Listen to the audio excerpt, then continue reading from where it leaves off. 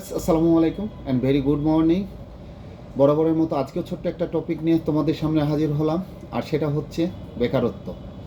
বেকারত্ব নিয়ে আলোচনা করার আগে ছোট্ট একটা ডিসকাশন আমি তোমাদের সামনে করব। সেটা হচ্ছে পৃথিবীতে সবচেয়ে বড় সম্পদ কী। তো পৃথিবীতে যদি সবচেয়ে বড় সম্পদ কনসিডার করা হয়, তাহলে দুইটা জিনিসকে পৃথিবীর সবচেয়ে বড় সম্পদ হিসাবে ট্রিট করা হয়।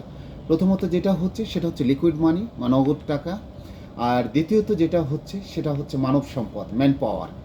তো এখন বেকারত্বটা আমাদের দেশে একটা অভিশাপ হিসাবে দাঁড়িয়েছে, এবং যারা বেকারত্বের মধ্যে আছে তারা নিজেদের হতাশায় থাকতে থাকতে হতাশাগ্রস্ত হয়ে গিয়েছে। আজকে ভিডিওটা হলো তাদের জন্যই। যারা বেকারত্বের মধ্যে আছেন তাদেরকে যদি আমার ওপিনিয়ন চাওয়া হয় তাহলে বলবো, আর সেদিকে না তাকিয়ে নিজেকে ডেভেলপ করার জন্য তাদের প্রতি আমার বিশেষ অনুরোধ থাকবে।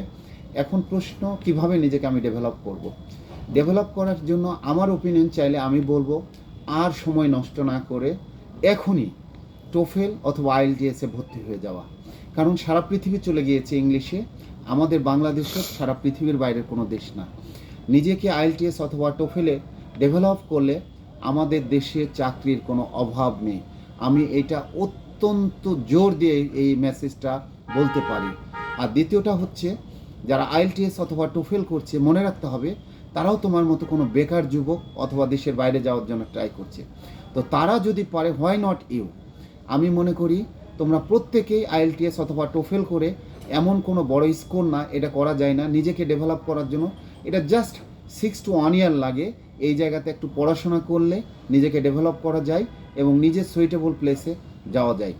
তাই বলবো, সময় নষ্ট না করে আইএলটিএস অথবা টোফেল করে নিজেকে ডেভেলপ করে নেওয়া, এবং নিজে যখন ডেভেলপ হয়ে যাবে নিজের মধ্যে স্ট্রেংথ ডেভেলপ হবে, এবং যে কোনো কম্পিটিটিভ এক্সামে নিজেকে খুব দ্রুত অ্যাডজাস্ট করা যাবে, এবং তার কাছে কম্পিটিটিভ এক্সামগুলো অনেকটা ইজিয়ার হয়ে যাবে।